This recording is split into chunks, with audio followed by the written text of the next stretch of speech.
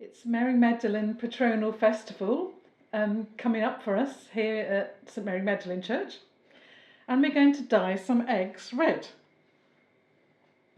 Now, why do we want to dye our eggs red?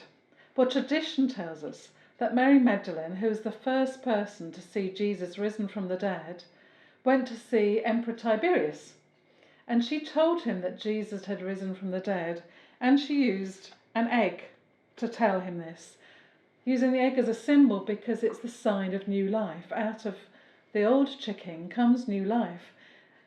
Jesus died and rose again, and new life came again. So she was using an egg, so the story tells us, to tell Emperor Tiberius about Jesus. Now, Emperor Tiberius didn't believe her. He thought it was a load of baloney. He said, there's as much chance of the egg you're holding turning red as Jesus raising from the dead. And the story goes that as Mary held the egg, it turned red in her hand. And that's why whenever we see statues or icons of Mary, there's often a red egg in her hand. So we're going to make our own red eggs. So what do we need to do to make our own red eggs? First of all, we need to buy the dye. This often comes from Europe, places like Hungary, but they normally come with English instructions, so don't worry. You can get them on eBay. So here's one I've bought, and there's a little sachet inside with the dye in. Be careful because the dye stains. Make sure you're wearing protective clothing and you've got protective newspaper or whatever on your surfaces. You empty the dye into, I use a glass, it's about the right size. You add 150 ml of warm water, quite warm water, and you want 2 tablespoons of vinegar.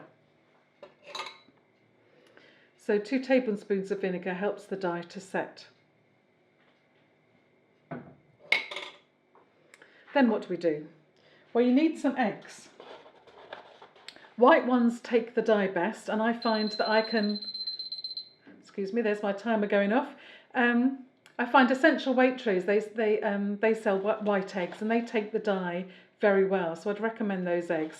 You can use brown eggs, but they'll make a darker shade of red.